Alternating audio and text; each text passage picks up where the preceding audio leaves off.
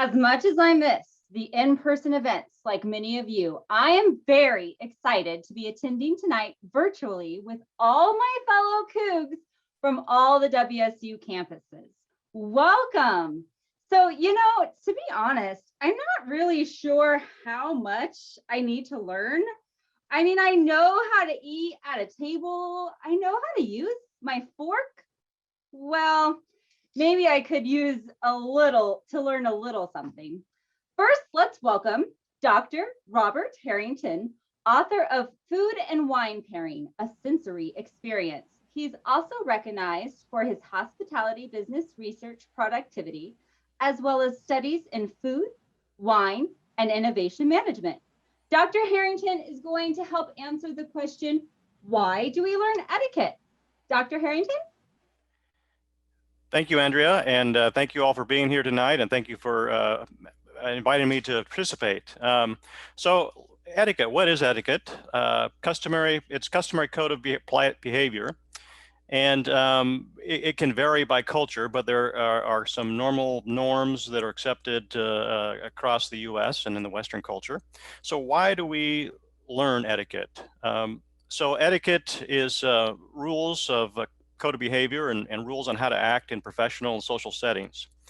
And the purpose of etiquette is not just to be stuffy or that sort of thing, but creates comfort for yourself, for your employer, if you're interacting in a business situation or maybe an interview, or even with your guests or customers if you are working in a professional situation, whether it be in hospitality or some other type of business. And then finally, it shows respect. So having respect and a mindfulness for others in terms of expressing appreciation and that sort of thing. So when do we employ these social rules? So a number of situations are needed to show proper etiquette. So certainly in business situations such as meetings, during dining for business-related events such as breakfast, lunch, and dinner, certainly during a job interview where you want to impress, have an impact on your potential employer, on sales calls or other business-related interactions, meeting with important people such as significant others of your parents, and then or every day. So as a hospitality or other business professional, it's expected that you understand etiquette, and the more that you do it, the more you practice, the more natural it'll become, and the less chance that you'll make a mistake or be nervous about it when the pressure is on, such as in an interview situation. Okay, thank you. Great. Thank you so much, Dr. Harrington. Obviously, my girl Ariel led me astray on how to use my fork correctly, but I've washed it and I think I have my table setting right. Let's see. What do we think? Well, yeah, maybe it's time we introduce our next speaker. Hannah Mcginnis, Hospitality Business Management Junior at Global Campus, is going to instruct us on how to set a place setting. Hannah, can you help me, please? Yes, I can. Hi, my name is Hannah Mcginnis, and I'm going to talk to you today about how to set your place at the table. The first thing that you'll need to remember is that when you are joining the dinner table, be sure that you are presenting a confident and assured persona while you're smiling and using people's names when you interact with them. That is, and sitting up straight, that will start off your meal perfectly. And as you can see, there's a diagram of a formal place setting, and the way that you can remember where the fork goes, where your meal goes, where your spoon goes, where your drinks go, is the acronym BMW, as in the auto manufacturer. In the diagram, you can see that on the top left, there's a butter knife and a butter plate. That's the B, and the M is your meal, the center plate, and W is for water or wine on the right. And as you're using your utensils, you see there's a few different forks and a few different spoons. And typically we start from the outside, and as we progress through the meal, we move into the inner utensils. Once you pick up a utensil and start using it, the handle shouldn't touch the table again. You can rest it against the plate while you're taking breaks between bites. And then going into that place setting diagram a little bit more, on the left of the plate, oh, could you go back one more? Thank you very much. To the left of the plate, there's the salad fork, the dinner fork, and the napkin on top of the plate. And then to the right of the plate is the dinner knife with the blade facing the plate, 2 spoons, which are the dinner and the soup spoons. And above that, you may have a few assorted glasses, maybe with water, maybe with wine. Above the plate will be dessert spoon and dessert fork, if those are there. Sometimes they're not. And the butter knife and the butter plate are used to politely put butter on your bread. And Professor Harrington will tell us more about that later as well. And on the next slide, we will look at the continental style of eating. So with the continental style, you hold your fork in your left hand, and when you're cutting a bite, your knife is in your right hand. The cutlery never changes hands. You don't have to deal with the American style, which is different than the continental style, which is what we practice in etiquette and formal dining. You'll cut one bite at a time of what's on your plate. Point the fork down and spear the bite and bring it to your mouth. And in the center, there's a photo that shows you the continental style of resting your utensils on the plate in an inverted V, which shows that you're not done eating, but you're resting your utensils. And if you place your utensils, I guess this is diagonally together, that shows that you're finished dining and that the server can take your plate away. Let's talk about the napkin and what we use our napkin for. The napkin's purpose is to catch spills. It's not to blow your nose or cough into. You can lightly dab your mouth when you're using the napkin, and you can lay the napkin in your lap. That's where it belongs during your meal, because then bonus, if you drop something, it doesn't get your pants dirty. You should keep your napkin in your lap throughout the duration of the meal until everyone is done eating, not just when you're done eating. And a good thing to do is pay attention to what the host is doing and follow them. So when the host has finished their meal, they will place their napkin to the left of their plate. And there's no need to fold it back up into the fancy swan shape that you found it, but just set it next to your plate without showing any of the soiled part of the napkin. If you need to get up in the middle of the meal to use the restroom or something, or if you have to like get something out of your teeth or blow your nose, that's a good time to go visit the restroom to get some privacy. Leave your napkin on the seat of your chair, and remember to push the seat in when you leave so that you do not create a tripping hazard. And that is what I have to share. So back to you now, Andrea. Great. Thank you so much, Hannah. I think now I have it all set. So, but before we move any further, did anyone have any questions for Dr. Harrington about etiquette, or Hannah about place settings? You guys are welcome to use the chat to ask any questions. We'll also have some time at the end of the event as well. And so, yeah, don't fret. We'll have plenty of times for questions, but if you have any, don't hesitate to put them in the chat. So thank you again, Hannah, for all of that. I'm all set. So now I'm imagining the food I'm going to order when I'm on my dinner interview. Steak, lobster, a side of spaghetti. lava chocolate cake and a jumbo margarita to wash it all down. I mean, they're paying, so I can do that, right? Well, maybe not. Let's welcome Dr. Harrington back to go over how to wine and dine with us. I think I might need to learn a few more things. Thank you, Andrea. Yeah, I think there's a few things we may want to touch on here for a moment to make the dining experience go smoothly. Hannah did a great job of talking about a lot of the dining etiquette that's very important.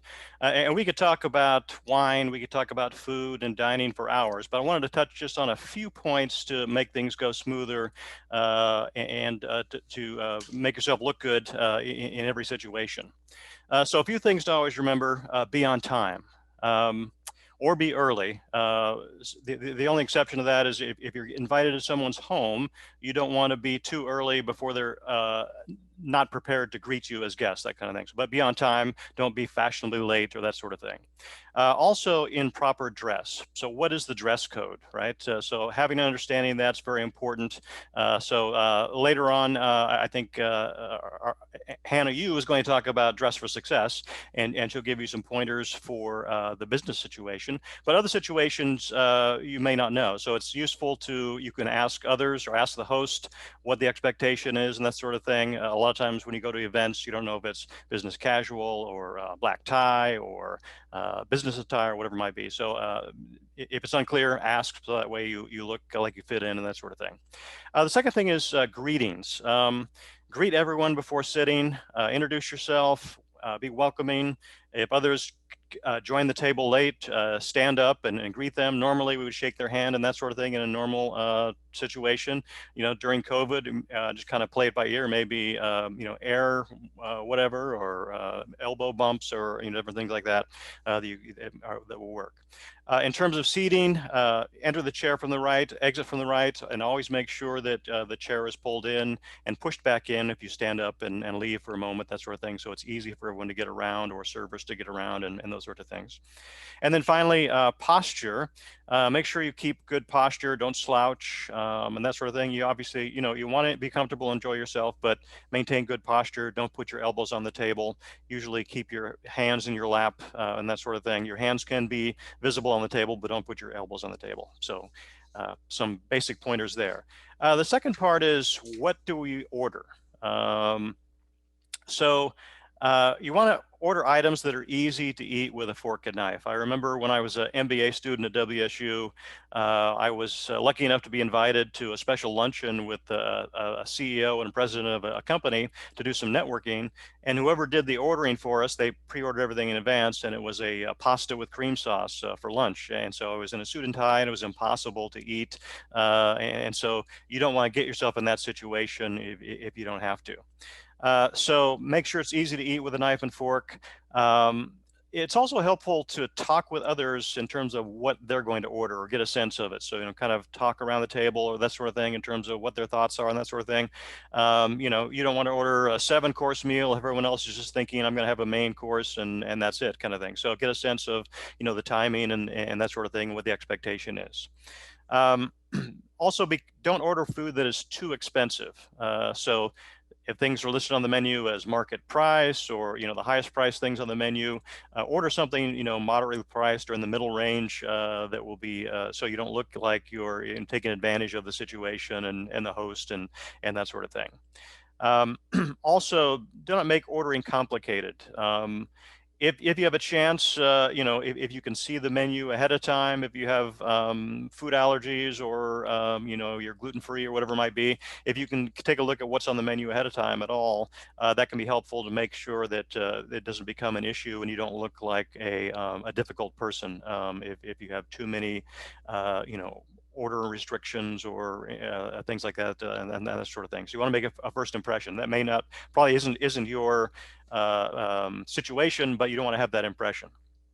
And then in general, the general rule of thumb, particularly for job interviews, is not ordering alcohol, even when others do.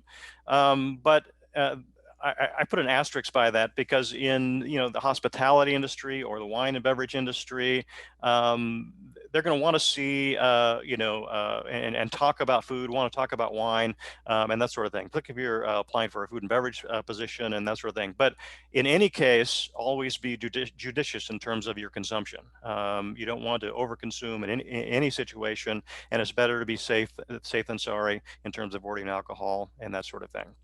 And then in terms of foods to avoid, unfamiliar foods are on the menu. You don't want to order something and then not be able to eat it because you didn't know what it was. But if someone orders something for you and it's a novel thing to you, be polite, make sure you taste it at least, and don't just crinkle up your nose at it or whatever it might be. Don't order things like spaghetti, foods requiring special utensils, finger foods like wings, ribs, shellfish, anything like that. Things that are edible with a knife and fork are your safest bet. So those are some basic suggestions.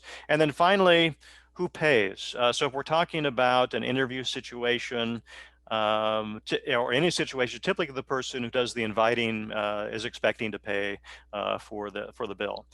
You don't want to fight over the bill, and interviews, companies are planning to pay for the bill. So here again, you don't want to take advantage of that person in terms of what you're ordering, in terms of very expensive things. But you can go in with that assumption. Any questions on that part?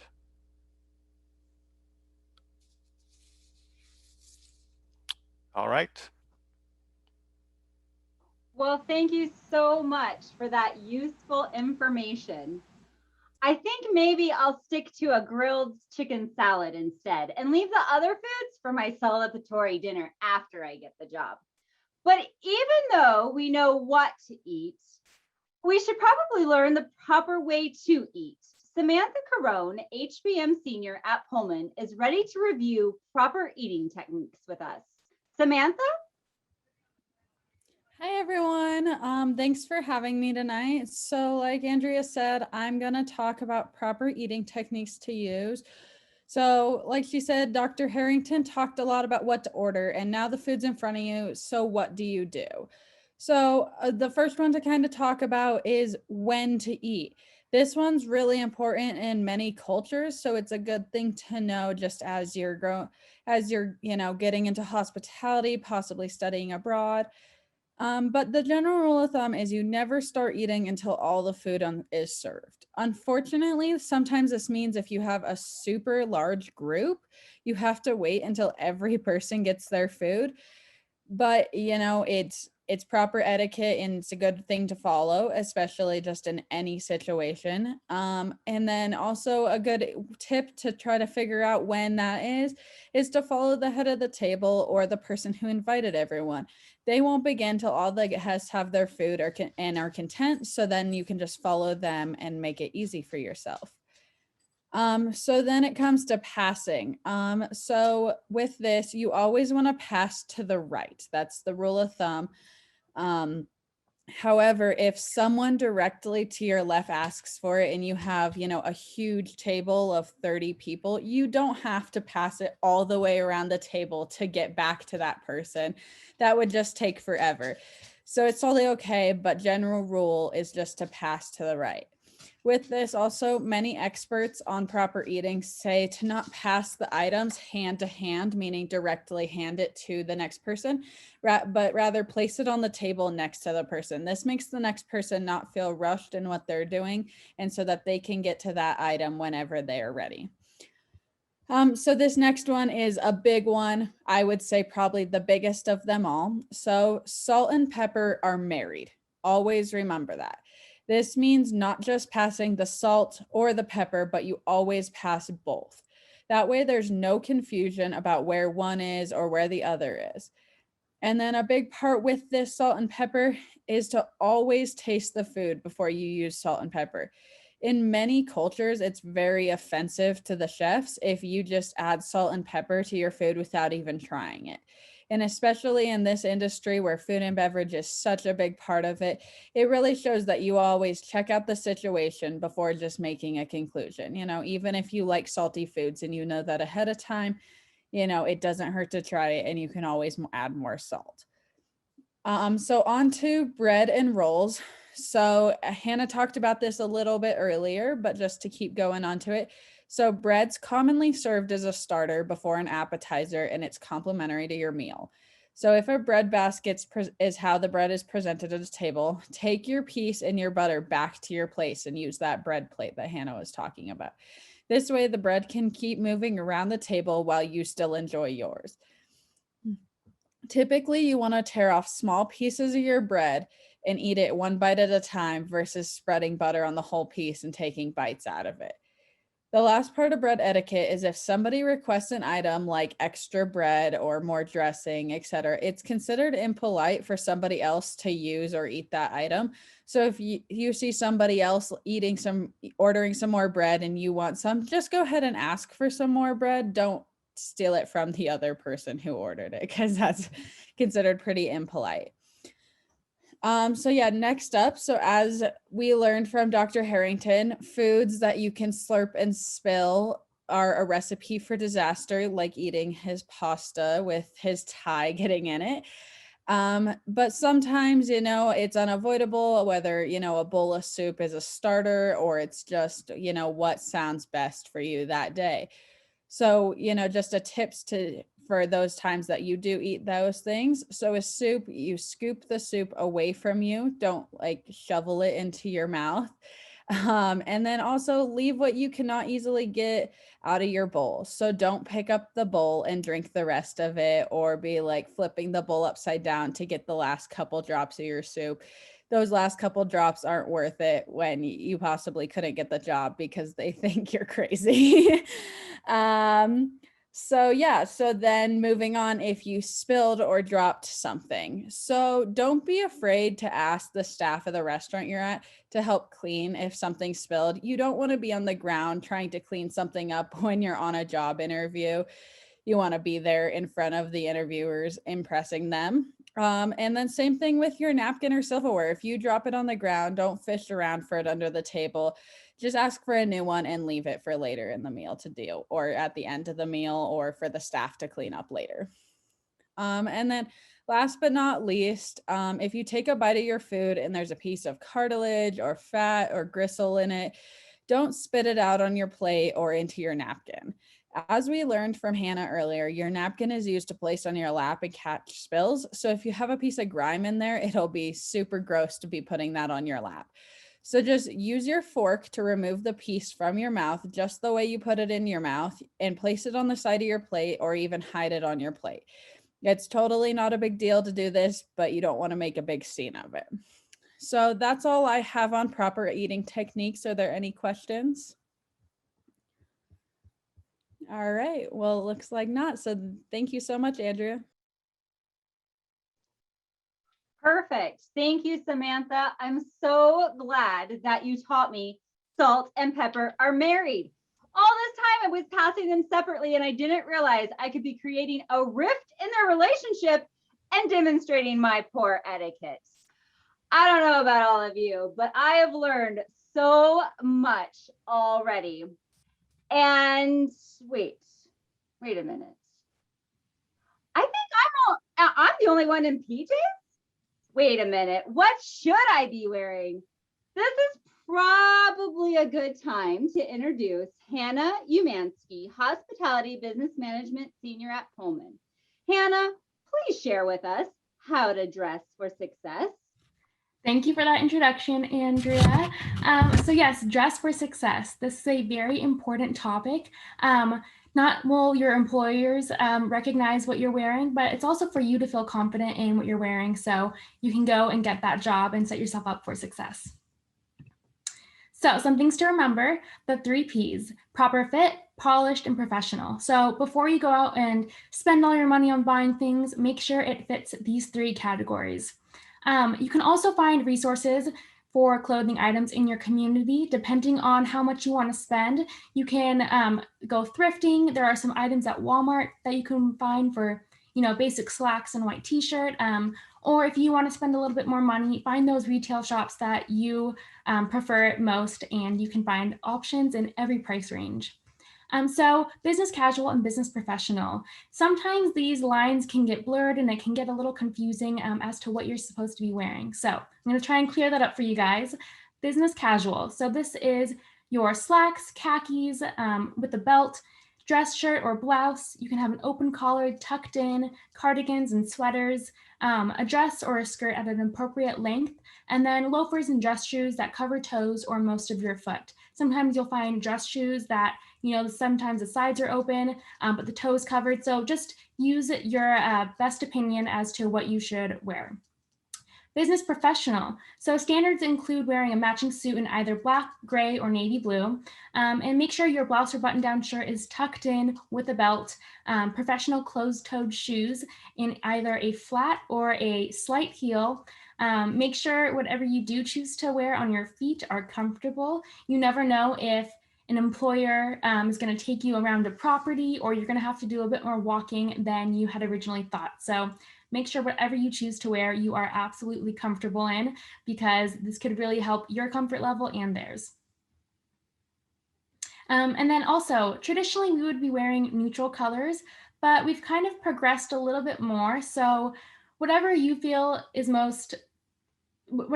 shares your personality and expresses you best, do that in a professional manner. So some ways you can do this is by adding a pop of color somewhere in maybe your tie, or a handkerchief or a shirt.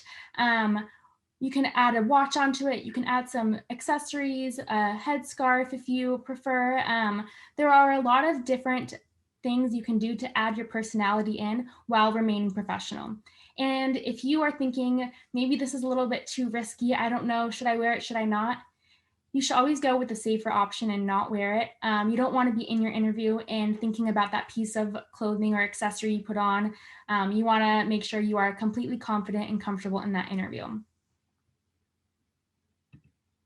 So how to dress for different occasions. So I want you guys just to take a couple seconds, look at these four options and occasions that you could be dressing for, and think about how you would dress. So I'll give you a couple seconds to look at those and think about, what would you put on for this? Would it be casual, business professional? So for in-person interview, you may have guessed this one, business professional, you want to show up looking your best, so you set yourself up for success. Now we go into a virtual interview. Also business professional, and I mean full business professional. You never know if someone's going to ask you to stand up, turn off a light, get a piece of paper. They could do something where you need to show both your top half and your bottom. So make sure you are dressed business professional all the way through. Now with a phone interview. This is business casual or professional, depending on what you want to do, but definitely not just normal casual. There's actually studies showing that people who did a phone interview and were dressed business professional or business casual got the job more often than the person who dressed casually, because they had a completely different mindset. They were in the professional zone and they really sold themselves to their best ability. And then on the job, what do you wear?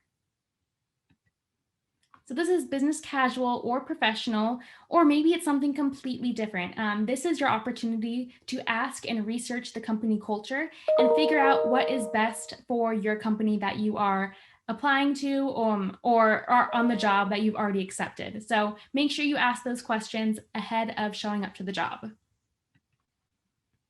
And lastly, bring your A game. So not only are you putting on your clothes when you're dressing for success and going to those interviews or etiquette dinners, you are also putting on your best self. So bring your A game. This is your attitude and attention. So for attitude, don't gossip. You never want to burn bridges with people. The hospitality and business world and world in general is a very small place, so you never want to burn bridges.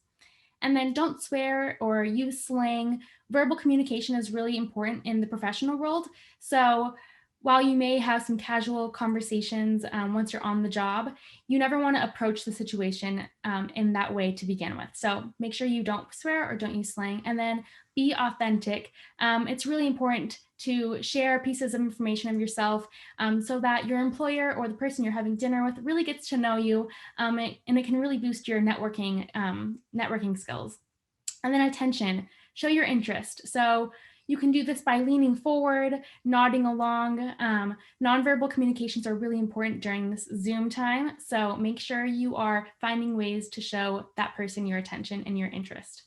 And then don't interrupt. Again, with the Zoom world, it can be kind of confusing. There's lags and bad connections. So you're always better waiting a couple seconds to make sure that person finished what they were saying before responding, so you're not interrupting. And then your phone. What phone? There should be no phone visible wherever you are. So if you're in person, do not put your phone on the table, just casually sitting there. That's really unprofessional. And then even on a Zoom call, don't put your phone to the side. You might, they can't see it, but for some reason, if the light flashes up, the first thing our eyes do is looks to that phone, and they may think you're distracted. So just put it away, sound off, turn it off for a little bit. You will survive without your phone for whatever event you are going to, I promise. Andrea, back to you. Great. Thank you, Hannah. Now I feel completely ready for dinner and success. All I need now is help with networking. Our final guest of the evening is Brian Mcginnis, founder and owner of Pinnacle Real Estate, LLC, and WSU 2021 Hall of Fame inductee. He's with us tonight to do just that. Brian, please share with us your tips on networking. And you're on mute. There we go. Well, thank you for that nice introduction. As a matter of fact, I will be an employee of WSU starting April 1st. I'm going to be working with Dr. Harrington. My title will be Marriott Foundation's Corporate Engagement Coordinator. So you will be seeing more and more of me as time goes on. But very excited about this. I had retired from most of the jobs in my company, and now looking forward in semi-retirement to helping the school out. So anyhow, that's news fresh off the press. Anyhow, thanks for inviting me to talk about networking and the power of it. I thought it'd be good for me to maybe talk you through kind of my career briefly, so you can see how networking got me to where I am today. How I got my first job, how through networking with industry, networking with classmates, networking with employers, resulted in job changes and opening up some pretty unique job opportunities for me. Again, it all started when I was a senior at WSU and interviewed with Westin Hotels and Resorts as I was finishing up my degree. So the networking opportunity there was obviously WSU setting up the interview. And then me following up with Westin after my first interview with them and letting them know that I was going to be going to Hawaii after graduation, spending a few months over there, and then coming back to the mainland and bearing down and getting a permanent job. Well, it was interesting, as I moved over to Hawaii, a couple of weeks later, Westin contacted me and said, "Hey, we have a job opening at our 800-room hotel in Waikiki Beach. Would you be interested?" And I knew that might have been a possibility, so I was trying to prepare for dressing for success. So I had put a pair of polyester pants, polyester shirt, tie, some dress shoes, and a belt in the bottom of my backpack. And when I was invited to have an interview, I pulled them out of my backpack, shook them out, tied my tie, went down and interviewed and got the job. So I ended up working in Honolulu in Waikiki Beach for 2 years in a variety of jobs in the rooms division, is assistant manager of the front office and running night audit. Was a great opportunity. And through networking there, I was able to get a job offer at the Westin's new property in Maui, managing a restaurant. And so again, networking intercompany wise gave me the opportunity to get the job opportunity in Maui. So after that, I decided after 3 years in Hawaii to move back to reality again. Came back to Seattle, didn't really have any network established aside from just graduate people I went to school with. So I ended up hiring a recruiter to help me find my next job. I ended up getting a job as a sales manager for 2 DoubleTree hotels at SeaTac Airport, and was booking groups, conventions, that sort of thing, sports teams, tour groups, that sort of thing, for 3 years, until one day, a guy that I graduated with who had gotten his MBA was working for a hotel consulting firm, stopped by the hotel to pick up some information, talked to me. He said, "Hey, how about, would you be interested in working for our firm?" And I said, "Sure." So I interviewed, got the job, and ended up for 4 years working for a national consulting firm doing feasibility and market analysis work for hotels, restaurants, and convention centers for 4 years. But had it not been for that contact with that fellow classmate, I never would have heard about the job. As I was working for this consulting company, one afternoon, a gentleman from Westin Hotels and Resorts who was wanted to network with us because we were consultants. He wanted to get information from us. So we had lunch. A little while later, he calls me up, says, "Hey, we'd like to hire you to do what you do for that consulting company, but for us, we want you to do that in North America and Asia." So I interviewed for the job, got it. 11 years later at Westin, after having 3 positions of a development analyst, director of development planning, and director of development, I was able to, to travel from Halifax, Nova Scotia to Oaxaca, Mexico, to, from Key West to Alaska.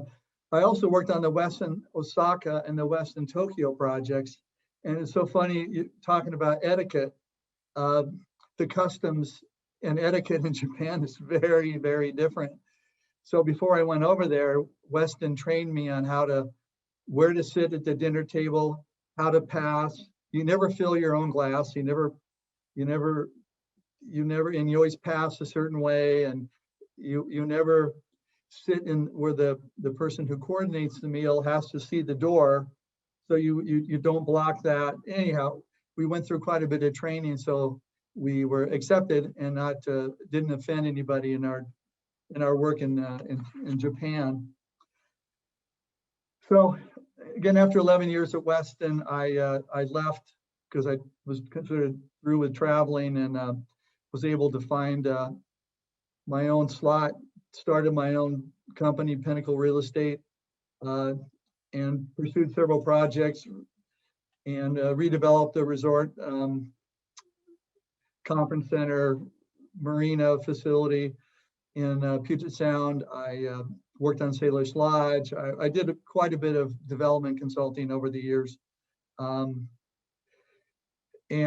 again, after 20 years, I still have the company. I'm sort of retired from that now as I'm starting my WSU position. But anyhow, that's kind of a little bit about my background. But the networking portion of it was incredibly important for me and on my career path. So I guess one thing I would say is never burn bridges with your former employee. Always leave a job in good standing, even if you don't like the job, because I guarantee you it can always come back and haunt you if you don't leave each job on a good basis, because people do follow up on references and all that. One thing I wanted to get across to you is, particularly why networking, is that 70 to 80% of jobs are filled through networking. They're not listed, they're not published. You don't hear about those jobs. Those are all done by people who know other people, and word gets out about you. You get an interview, you get the job. But every job I had after my job with Westin was always through word of mouth. So just realize that how important networking is to the future of your career, because the most connected people are going to be the most successful. I guarantee you on that. So my recommendation to you is just in school, start your network, grow your network, maintain in communication with your fellow classmates. When meeting new people, always offer up your business card first, but after you meet somebody and make a connection, always follow up with that person. It's incredibly important to not let that connection go, because connections are hard to come by, particularly if you have some common ground or some common interests or there, because that's, again, your network for career development. It's your network for even inside your own workplace. Networking with people within the company you work for is an incredibly important thing. You become much more visible within your company and are going to be looked upon for potential advancement if you have established those relationships. It's interesting, being a networker, you don't have to be this sort of extrovert kind of, big personality, blah, blah, blah. You can be a successful networker as an introvert. Just do smaller meetings. Don't talk to 40 people. Just invite someone to lunch, invite somebody to coffee. One by one, you can build your network that way. When you're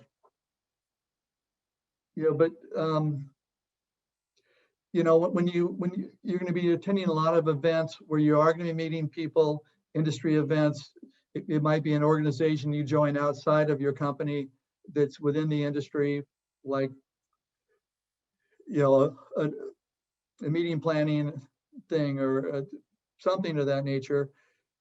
Always have a game plan going into a meeting. You want to make sure that you write down a list of people are going to be there, who you want to talk to, who you want to connect with, and work that room like a professional. You want to be able to get the most out of it and not just attend for the attendance sake. You want to make as many connections as possible. And when you're done, always follow up, always reconnect with that person you've gotten the business card from.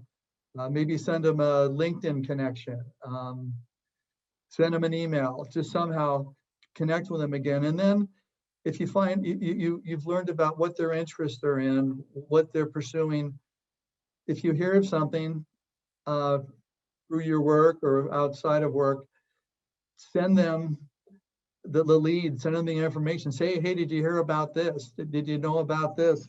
This may be a benefit to you in your career. I think paying it forward is an important thing, to investing in those relationships to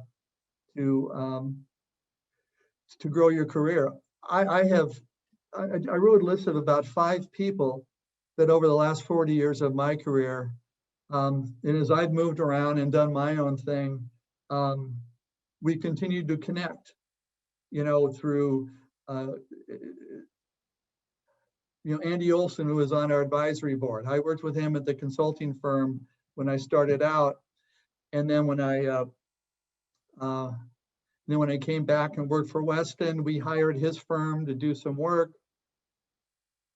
When I was looking to leave Weston, he gave my name to an investor who wanted to invest in this hotel that I developed. We ended up co-teaching a class through the University of Washington. I know, boo, UW, but they have a real estate a certificate you can get through their extension, and we taught the hotel class. And then, of course, Andy and I are both on the advisory board. But I've got several people. As you go into your career, you're going to continue to connect and meet and bump into people that through work, through school. It really is a small industry from that perspective. I'm just going to leave you with one last thought, and that is, it's never too early or too late to invest in your network. And the worst mistake you can make when it comes to networking is not trying it. Because if you don't try it, you're not going to, it's not going to benefit you. And it's something that you just need to practice. You need to work on it and make it part of your daily routine. And it'll pay off big time over your career. After listening to our wonderful guest speakers, I feel confident and ready to attend a dinner interview and wow them into offering me the job. So I would like everyone to give me a thumbs up, either like this or using the reactions button.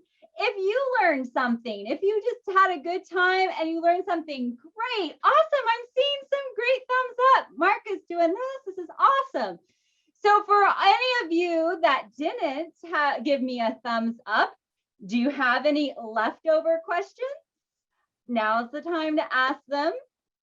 Anybody? You can ask it in the chat. You can ask it verbally. We're here at your disposal you can pick our brains and ask us any questions. Going once, going twice. Is there like an appropriate time to like give a toast? That's a good question. Who in our committee would like to answer that? A great question, and I don't know the specific answer to that. Typically, those are very specific situations where there'll be toasting and that sort of thing going on. Certainly, weddings or that sort of thing. But it could also be to thank a host or that sort of thing. So typically, it'll be either at that toward the beginning of the evening before everyone settles in, or toward the end. Yeah. That's my thoughts. And I don't know if Brian or anyone else has other thoughts. I don't know. It seems like me to maybe, tapping your glass to kind of make a little bit of noise to kind of hush the crowd, standing up so that you'll get the attention of the crowd, and then hitting the glass some more if people are not quieting up enough, and then offer up the toast. But I think Bob's right. Usually at the beginning or the end. But Perfect. Thank you so much. Do we have any other questions? Comments? Great. Well, I thank you everybody for attending. We wish you all the best of success at your next dining experience. And we want to provide a very special thank you to our committee of faculty and students that organized tonight's event, as well as our special guests. So thank you again for joining. We greatly appreciate it.